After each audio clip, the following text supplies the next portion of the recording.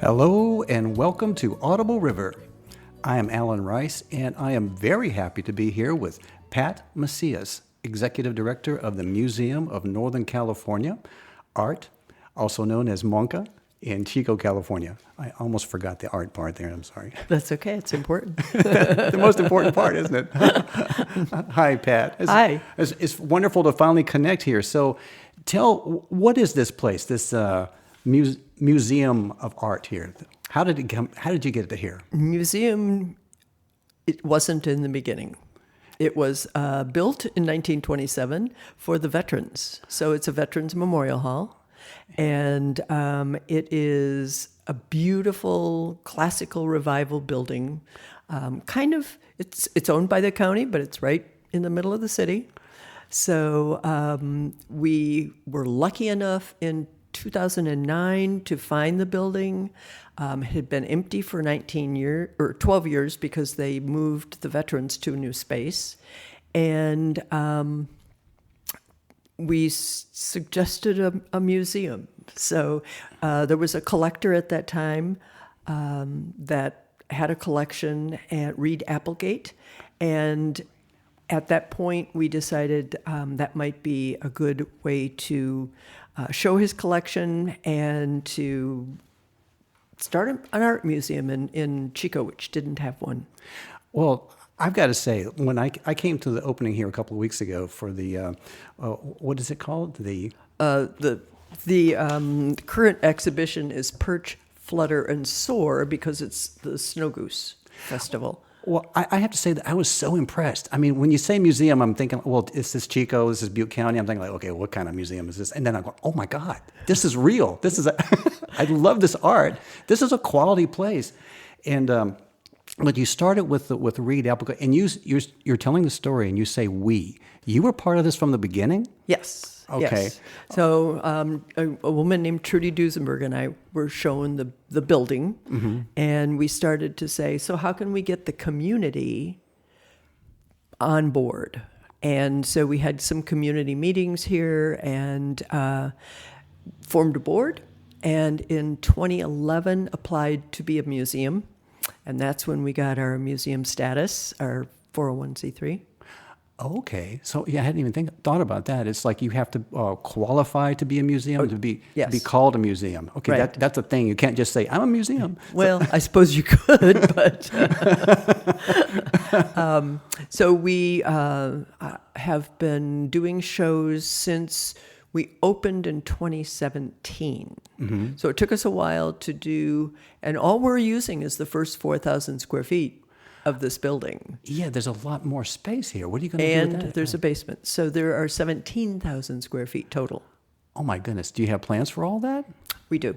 Well, we have plans for the next 9,000, let's put it that way, which is the back. Okay. It has a stage. We right now have no place to really show extra work or to hold education classes. Right.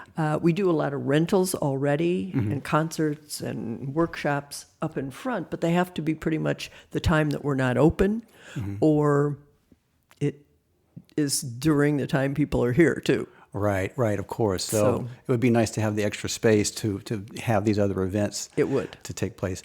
One of the things I'm impressed with, when looking into what the museum is about, is your involvement with community. I mean, it seems to be a major theme in everything that you do. Talk about that a little bit. Community is us, or we are community. That is really key to everything we do. Whether it's young kids, whether it's adults, whether they are challenged, whether they are unhoused, we are kind of here to touch all those people and have them find an experience here. An experience. See, for me, I love art. And museums, to me, an art museum, and I have to say again, this is an actual art museum, that it's sacred to mm-hmm. me. Mm-hmm. Being an artist and loving art, I mean, I have that feeling of reverence when I come into a space like this. So what kind of, I think what I'm trying to get at is the relation that art has to the people in community And what do you see changes that happen when people are exposed to art regularly, or have this as access, or these activities? Talk about that, how it affects people's lives. Well, it's interesting because, we've always concentrated on memberships and donations. And grants. That pretty much is how we survive. Okay. And, we've looked at kind of a demographic. When I said homeless, we did a huge grant where the unhoused came in every Saturday morning. We fed them breakfast. They did art. They did writing, and then we sent them off with lunch. So it was a really, really fun experience. We've done things about autism. We've done things about blacks. We've done things that are Hmong related. Oh. In fact, we have another Hmong show coming up. But as we look at it, we go, we have to get the next generation involved. And because we're not going to be around forever, and they need to understand what it takes or what they would like to see different. So we've started a junior board, and they are high school and college students. And there are 9 of them, I think. And we meet monthly. They take on events. They help with different projects that we're doing. They're creating their own. This one coming up is Cocktails and Conversations. So it is getting the artists from this exhibition to come, and it's very casual. People can walk around. They can ask questions. It's not a formal panel discussion, which we've done before. Right. But this is so much more comfortable. Let's put it that way. I love the whole idea of the experience of art being that accessible to everybody, and the recognition of the diverse people that you have in the community, and having programs or making sure that you're reaching out to these people that may have different ways of getting information, right? Right. And a junior board, what a brilliant idea. Well, I just went, wait a minute. We're going to have to do something here because we need to bring them on board. Right, because you're a new organization. I mean, you've been around long enough you're established now. You've got a track record, and you're showing people what you can do, but still young in the way that institutions go, right? Oh, definitely. Yeah, you have to make sure that you do have somebody that's going to come in behind you with the energy, with the expertise, and the vision that you've come in with, which is amazing. Well, I have to say, okay, I can't. It's a passion. Well, and that's it. So, how did you? So, okay, I read some bios on you, so I know a little bit. I mean, okay, right. So, right, not to. It isn't like I have secrets or anything about you, but I know that you had you had a career in education. Yes. And so when you came to Chico, what was your life at that time? What were you planning to do when you came here? I mean, Well, I had taught 36 years, so I thought I was going to retire. Okay. But I don't sit still very well. So Okay. I knew that I had to find something to do. I started out at another gallery as a director for a little while, and then decided that when we found this situation, that it probably was a better fit.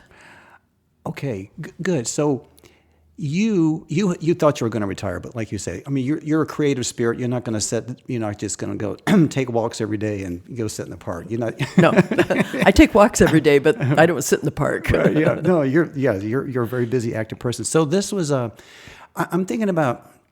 I mean, you've made art in your life. You consider yourself an artist.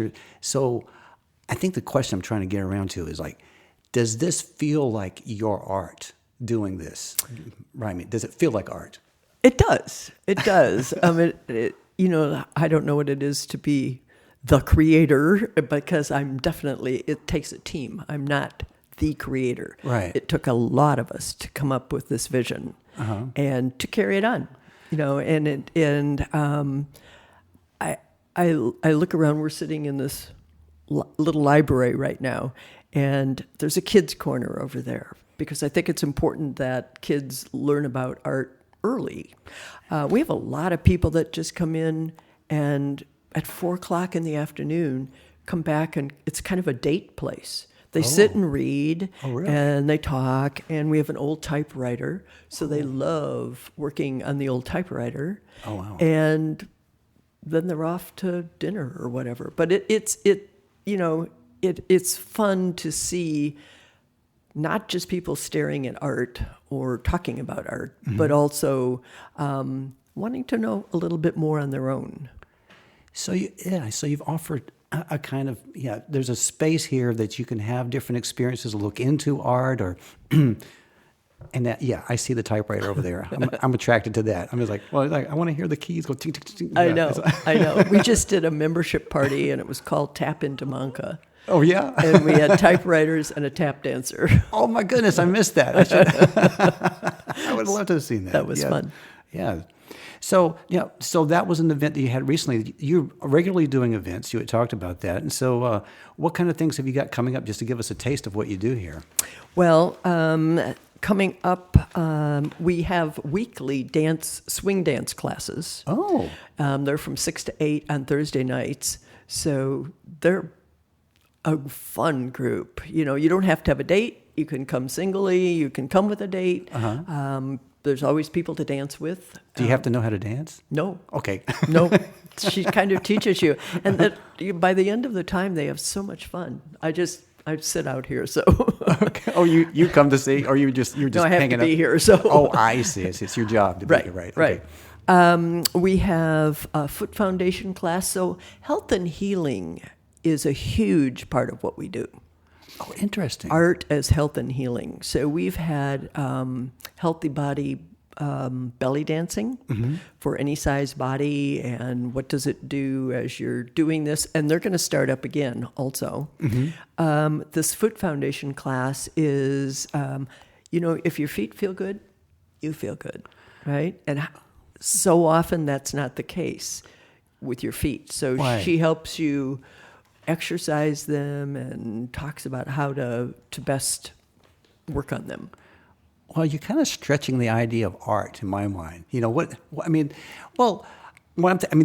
like this. I like that you're bringing in like a wholeness of, recognizing our bodies, our wellness, and that in a space that's dedicated to art.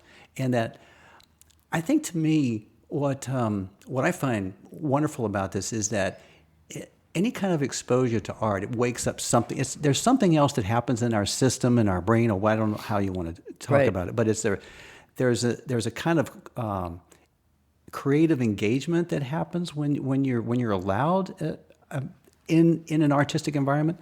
But then you're bringing in these other things, like the health, and I just find it fascinating that you're able to blend this together, and it fits. I mean, and people are loving it here doing this, right? Right. Yeah, you're getting people that are participating in these things. We have a small grand piano. Oh, you do? And it's sitting in one of the galleries, and people are welcome to sit down and play, and they do. Wow. So that's, music and writing and art. We've had lots of art workshops too. And so I'm just wondering, what kind of art did you do? Like, how did you get started in the art business?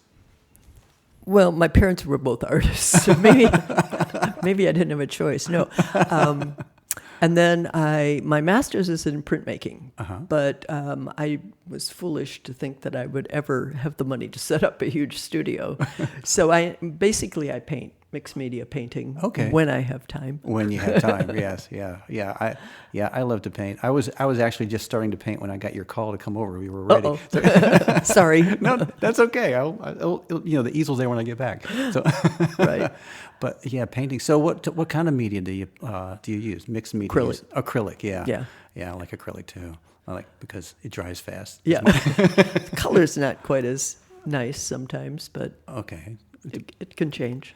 Yeah. So are you still doing art these days? Do you have time for that, or not so much? Right. No, So this, I haven't lately. yeah. So this is a lot of your art. Yes. All right. And you work with other organizations in the area. You do collaborations or sponsorships or something That's like the community part. I That- mean, we love working with other organizations, theater companies, dance companies, that. Yeah. How do, or youth orchestras. so what do you do when you collaborate or work with them? Like a dance company. You give me an example there. What exactly do you do? They actually rented the space and put on an evening of drawing and dancing, and the youth orchestra did a performance. Our board president, Fiona Boring, pulls that together, and all kinds of orchestra and music events on a Sunday afternoon sometimes. Oh, okay. And they're all youth. So one thing I should point out is that we're having an event called Light Up the Night. Okay. And this is our big gala okay. at the fairgrounds. Okay. So a highlight of that is, again, bringing in youth to entertain and be a part of the junior board will help set it up, help put it on. And then we have a huge art auction that night also. Oh, wow. So With music and dancing and everything. that sounds like a whole lot of fun. March 21st. March 21st, 2026, if Yeah. you're listening to this in the future. Coming right up. Yes, right. And so, yeah, Light Up Tonight. Now, I'm going to have your website in the program notes. It'll be on there. Right, yeah, so people can, click on that link and just go get some details about, and if this event has passed, you'll have other events, so it'll Oh, it's all up there. Okay, great. Yes. That's going to be Yep. fantastic. I'm going to have to check this out. Okay, I'm going to go look at that too. Okay. And our call for arts are on there. So if anybody's interested, and they have to be a Northern California artist. Mm-hmm. So that's up to Oregon, over to Nevada, and down to San Jose. Oh, so that's a big area. So It is. So, do you look at a portfolio? Do you interview artists? I mean, like how? There's a submission process, Mm-hmm. and so they fill out the submission form and upload their images. And then we have a jury that looks at them. Okay, right. So you have how many people do you have? Do you have any idea how many people you have working here that do all this stuff? You got a jury. I've heard about this. You got a junior board. You got the board. You got volunteers. As of 2 years ago, we were all volunteer. Oh, okay. Now we have hired a business manager and a content manager. Mm-hmm. And then we just hired Bonnie Pipkin, who will be doing the fundraising for the back and the front. Okay. When you say back in the front, what are you talking about? Well, the renovations? The capital campaign that will be revving up again. Oh, okay. Yeah. Because you've got a lot of work to do. I mean, you have a huge space. I mean, a huge building here, but the space that you've renovated is gorgeous. Thank you. It's very comfortable. I love museums, and I've been to a lot of them. And your space is just really really nice for viewing art. Yes. We have a wonderful architect who is very into historic buildings. So okay. he doesn't, he tries to make something contemporary without ruining what's there, which Okay. I really appreciate. Yes, because the building still has its personality. Oh, yes. Right. But the way that you've organized the space, your architect has done a great job. I agree. So you've got quite a head of steam going here with this place. I mean, it's pretty amazing. So you feel like that you're growing, and you've got more people becoming members and getting involved, and it's just all new every day, huh? It is. It is. This must be very exciting for you. So I don't imagine. So I know when you were finishing up your education career, let's go back 20 years. I mean, would you have seen yourself doing this right now? Probably not. I'm kind of was from Ann Arbor, Michigan. So I ran one of the Ann Arbor art fairs for a long time. So I kind of had that, besides teaching, had that thing going on. Right. And then moved to St. Louis, Missouri, and worked at Lohmeyer Sculpture Park, which was good. And then went back to teaching. So Okay. So then you went back to teaching for a while, and then because what I love about this story is how it feels spontaneous. That you sort of like you showed up here to retire, and that didn't work. no, but this is like a new joie de vivre for you. It's like, that would be the perfect retirement, I think. It's like when you get done with the work that you have to do to make money to whatever, then you get to do what you love, maybe, right? And so you're a shining light for all retirees. Thanks you. I want to retire like you. Anyway, and keep having fun. Yeah. But it's a lot of work too, though, isn't it? I mean, you're taking a lot of responsibility when you're doing this as well, right? It is. It is. Because you want it to be right. And don't want to have to go back and redo. Right. So we're always fine-tuning things. That's, I think, any organization does that as they grow. Right. But the bones are good. Let's put it that way. And so I haven't talked to anybody, I've asked no questions about how you are as a leader, but I would have to imagine that people, because what I feel coming in here is that there's a lot of involvement. A lot of people are getting their input engaged here. And so I would say that you're probably doing a great job involving people. And taking people's, their ideas, their energy, their advice, their willingness to do things and managing that. That's a talent. I think that's a teacher. Is a teacher. Okay, there you go. I think that is probably come from my teaching. Okay. Because I'm totally a team player. Okay. I don't want to be the person. A lot of people have to do that. Right. To feel good. I would love to work just with people. Yeah. And my guess is that this is going to be your best avenue for success here, is because you're going to get all these people that are in love with the place. Yes. And they've got this experience of being engaged and loving what's going on here. And so that's how things continue, isn't it? Yeah. I hope so. Yeah. Well, Pat, was there anything come to mind that you like to? I think that the main thing that I'm just really impressed about is the whole community involvement and how open and accessible. I've said that already, but talk just a little bit more about your personal vision about. What's the mission statement? But what is your mission that you feel that you're doing here, personally?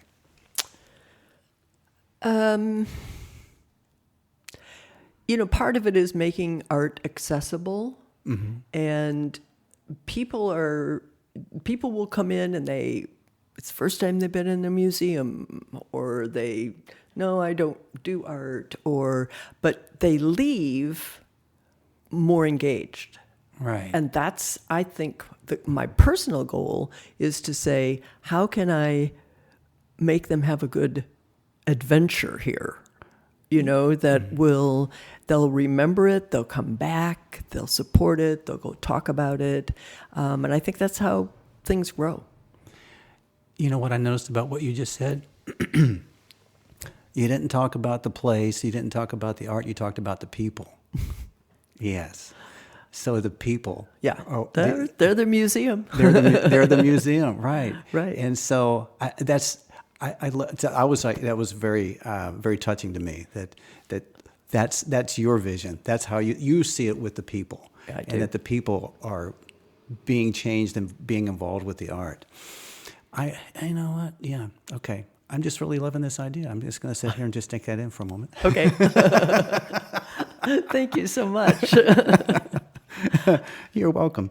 So we've talked about your events, and you've got the Memorial Hall renovations. You got a stage back there, you said, and so how many seats do you think? The capacity is 250.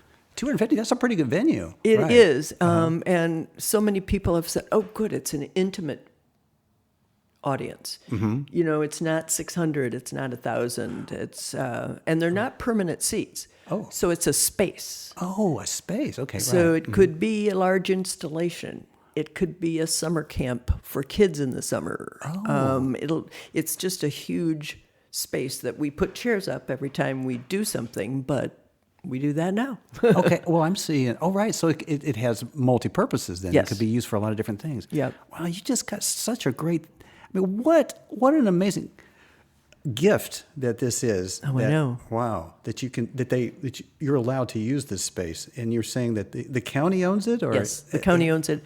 And because it's a memorial hall, Veterans Memorial Hall, they can't sell it or give it away.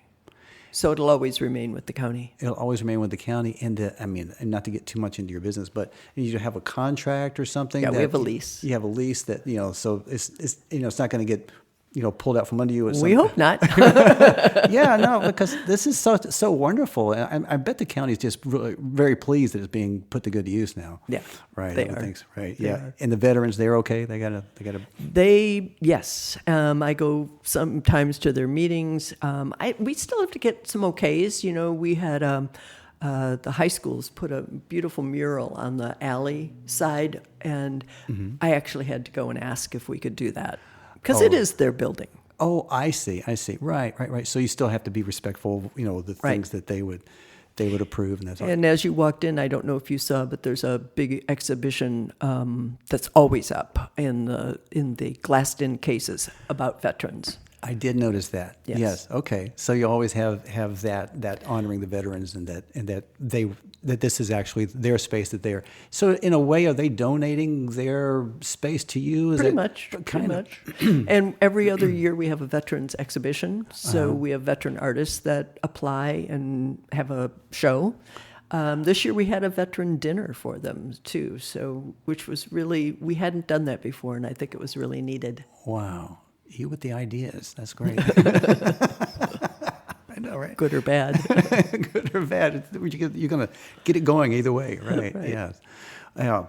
Well, Pat, did you have anything you wanted to add, because anything about visions of the future? You got these renovations, but things that you haven't done yet that you're thinking, I want to do this, or you have in your mind you're going to develop and maybe soon? Well, a lot of it has to do with the space in the back. Yeah. And I think once that is renovated, we have the opportunity to do a lot more things. So, I'll just start making my list. And then we can see what we can do. Well, I've really enjoyed this conversation. I've learned so much, and I'm going to be back here as much as I can now. Great. We appreciate that. And I'm going to get on your website. I'm going to try not to miss any of these events because they're all wonderful. Thank you. Right. Thanks. Well, and thank you, Pat Macias, Executive Director of the Museum of Northern California Art, also known as MONCA. And thank you for being on Audible River today. Thank you so much. You're welcome. And that is all for this episode of Audible River. We greatly appreciate our listeners all over the world, and wherever you are on this wonderful planet, we'd love to know what you think about our podcast. So please email us at audibleriverpodcast@gmail.com. Thank you for listening.